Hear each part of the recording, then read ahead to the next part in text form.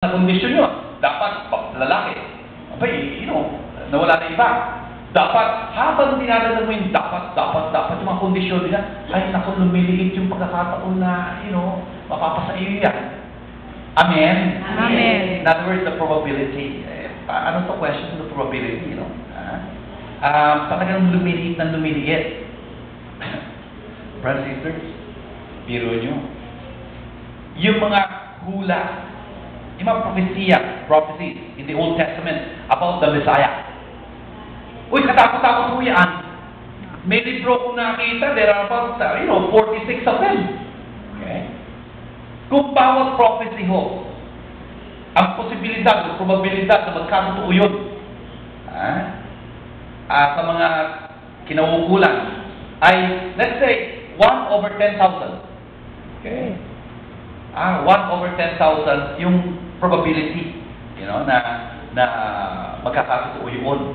Kasi parang isa dito pagka mapipili kaso sa 10,000 kayo.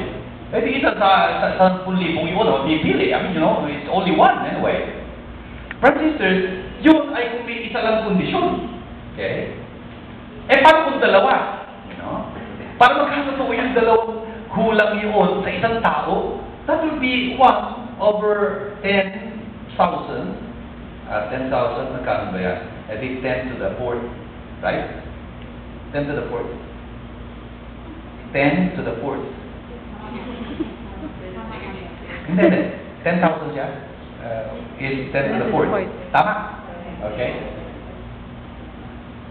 Hindi lang 10,000 muna. 10 to the 4th. Okay? And so, ang ibig sabihin niyan, 1/10 to the 4th. 10,000. Kaso dalawang kondisyon siyang dapat matupad. Di 1/10 to the 4th times 1/10 to the 4th. Pwede 1/10 to the 8th.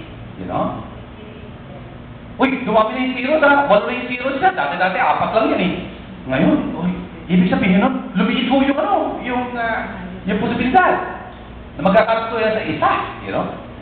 Kaso ho, 46 yung mga propesiyas na yan dapat magkakatotoo sa iisang tao lang. Ibig ko sabihin nun, 1/10 to the 4th times, add mo yung 46 zeros na yun. Parang ganyan. Multiply mo 4 yun, kasi mga zeros lang yan. The point is, ang ibig mo nga sabihin, nakakalula ko yun. Parang hindi na pwede magkatotoo. Huy, ang liit-liit mong quotient na yun. I hope you understand what I'm saying. Amen? Amen. Siguro hindi